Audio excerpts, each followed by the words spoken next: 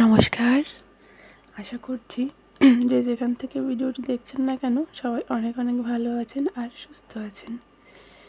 শিকদাস লাইফস্টাইলের নতুন একটা ভিডিওতে সবাইকে অনেক অনেক সুস্বাগত জানাই। তো আজ মঙ্গলবার দুপুরবেলা রান্না করতে চলে এসেছি। আজকে আর সকাল থেকে ভিডিওটা শুরু করা হয়নি, সকালেও রান্না করেছি।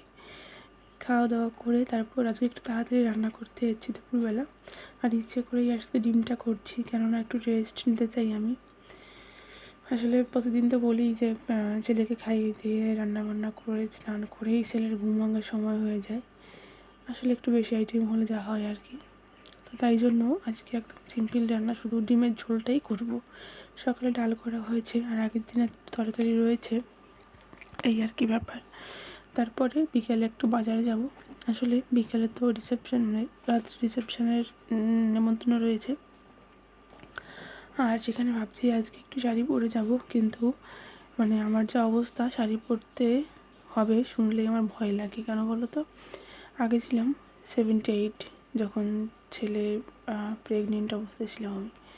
তার আগেও 63, 65 এরকম ছিলাম। সেখান থেকে 52, 55, মানে আকাশ আর পাতাল একটা তফাৎ রয়েছে, ঠিক আছে। এই জন্য ব্লাউজ কিছুই আমার গায়ে ফিটিংস হয় না। আমি চুড়িদার পরি, দেখবো সব ঢলঢলা হয়।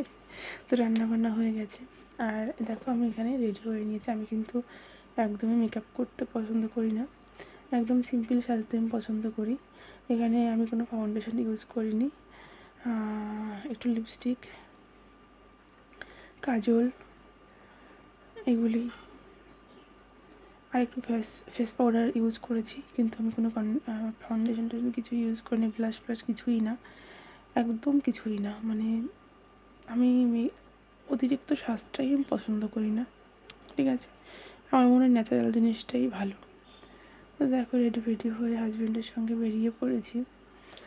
আর যেটা বলছিলাম যে এখন শাড়ি চুড়িদার মানে কিছু পরতে, মানে কোথাও বেরোতেই আমার ভয় লাগে। রিসেন্ট যে চুড়িদারগুলো কেনা হয়েছে সেগুলো একটু যা গায়ে হয়, আগের যে প্রেগনেন্সিগুলো তো আমি পরতেই পারি না, তাই জন্য দেখবে যে একটাই আমি বারবার করে পরি, ঠিক আছে। তো আজকে ছেলেকে নিচ্ছি না, কেন বলো তো, ও আজকে একটু টাইমটা বেশি লাগবে, যেহেতু আজকে মানে লোকজন একটু বেশি, তাই জন্য লেট হবে আসতে। তাই দুজন মাকে দিয়ে আমাদের ওই বাড়িতে ছেলেকে পাঠিয়ে দিয়েছি। আর এখানে এসে একটু কনের সঙ্গে ফটো তুলে নিলাম, আর এটা হচ্ছে মেনু কার্ড, খেতে বসে পড়লাম। আর খাওয়া দাওয়া করে তারপর আবার বেরিয়ে এলাম বাড়ির দিকে। মা ফোন করেছিল কখন আসবো কিনা। তো আজকে এই অবধি। যদি আপনাদের কিছু ভালো লেগে থাকে অবশ্যই লাইক কমেন্ট আর সাবস্ক্রাইব করে দেবেন। টাটা, রাধে রাধে, ভালো থাকবেন।